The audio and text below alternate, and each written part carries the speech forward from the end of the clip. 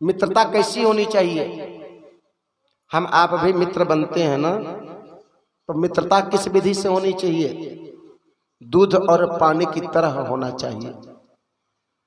मित्र का व्यवहार कैसा होना चाहिए कि जब जरूरत पड़े तब मित्र बना लो, जब जरूरत समाप्त हो जाए तो मित्र को भूल जाओ ना। इस प्रकार मित्रता होनी चाहिए। हाँ? आज हमारी जरूरत है आपसे 10,000 की, आप हमारे सच्चे मित्र हो, दे दिए, और कल जब आप मांगने आओ तो हम बोले कि कब दिए थे भैया, कब दिए थे आप? चलो चलो, ये मित्रता में धब्बा लगा रहे हो आप, चलो चलो, आपने कब दिया था? भूल जाओ, लेकर के भूल जाओ। आजकल तो यही मित्रता है। आप संकट में हो तो सब कोई क्षमा करे, आप सुख में हो तो सब कोई साथ में है, और जब आपके सामने विपत्ति संकट आ गया ना तो कोई आपके साथ में नहीं। गोस्वामी तुलसीदास जी कहते हैं कि धीरज, धर्म, मित्र और नारी, इनकी सच्ची पहचान कब होती है जानते हैं? आपत्ति काल में, विपत्ति काल में सच्ची इनकी परख पहचान होती है। किसके? आपके धीरज की। दूसरी, सच्चे आपत्ति काल में आपके धर्म की पहचान होती है। फिर मित्र की पहचान होती है कब? विपत्ति आपत्ति काल में। और नारी की भी पहचान आपत्ति और विपत्ति काल में ही पहचान होती है।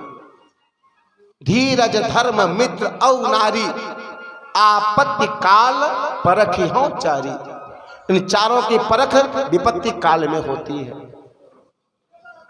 आजकल तो कहते हैं कि मित्र भी स्वार्थी हो गए हैं, जबकि मित्र किस विधि से होना चाहिए? मित्रता का व्यवहार कैसे होना चाहिए? मित्रता किस प्रकार निभानी चाहिए? जिस प्रकार से दूध और पानी की मित्रता होती है।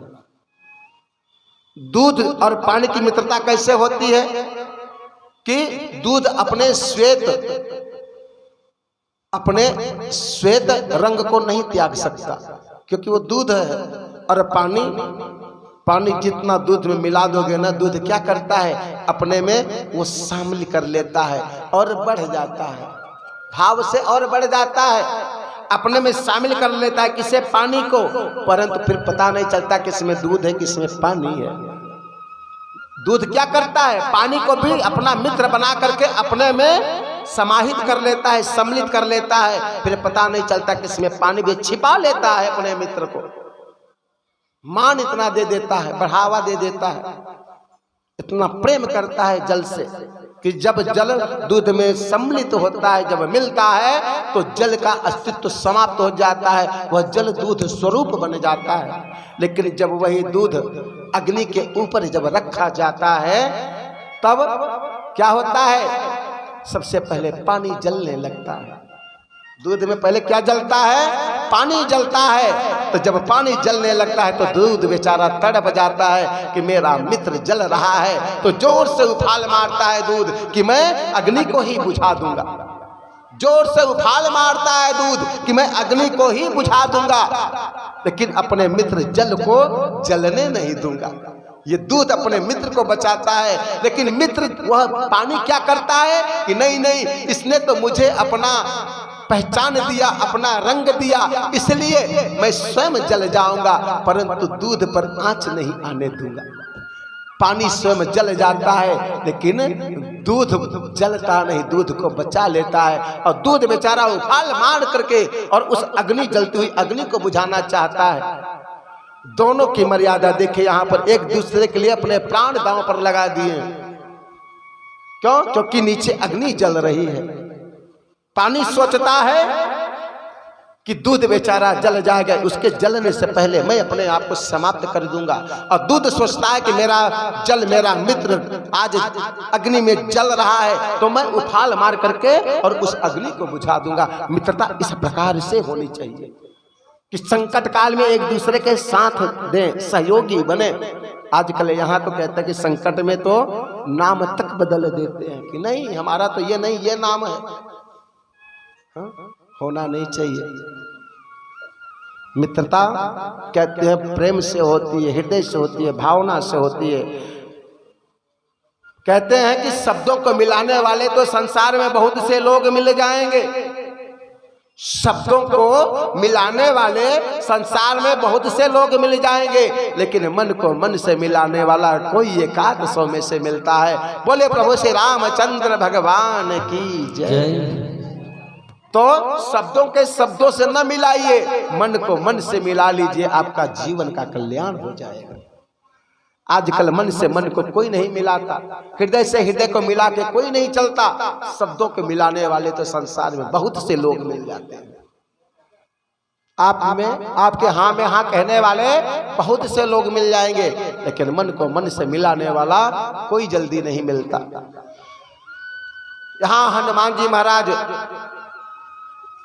कहते मित्रता कराते हैं।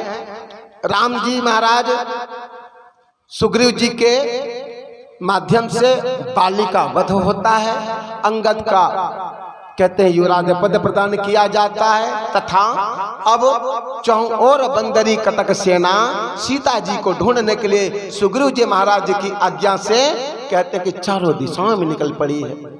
दक्षिण दिशा में निकले कौन? अंगद, हनुमान, जामवंत और नल नील।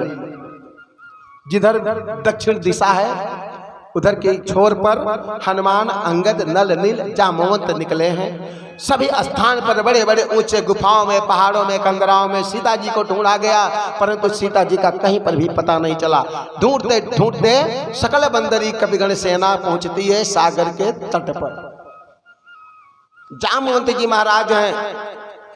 जामवंत जी जब देखते हैं कि सागर इतना बड़ा अथाह जल लेकर के विद्यमान है, और तो सागर के उस पार कैसे ढूंढा जाए, क्योंकि बन बन पहाड़ों पहाड़ों गुफाओं पर तो सभी जगह ढूंढा गया, सीता जी का पता नहीं।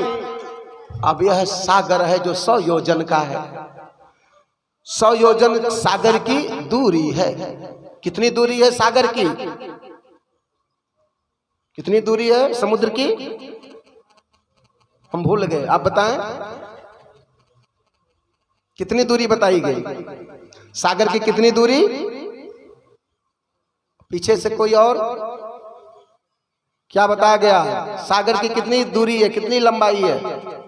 अब आप बोलोगे पंडित जी हम मीटर फीता से थोड़ी नापने गए।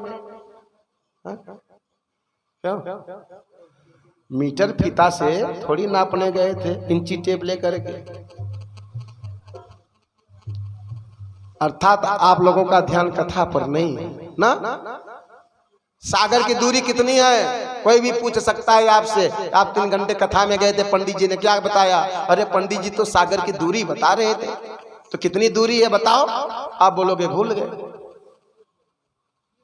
सागर की दूरी 100 योजन। कितनी? 100 योजन की दूरी है समुद्र की। हनुमान जी महाराज जब ढूंढने के लिए निकलते हैं तो सागर की दूरी कितनी है? वो 100 योजन की। 100 योजन की दूरी योजन किसे कहते हैं? यूं कहा जाए तो योजन को छोड़ो, 100 योजन अर्थात 1200 किलोमीटर की दूरी।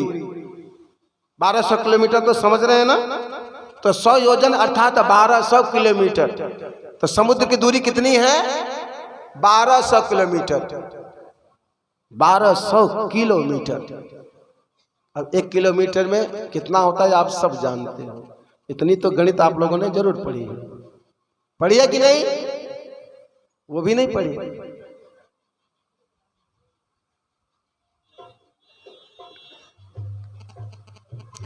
1000 मीटर बराबर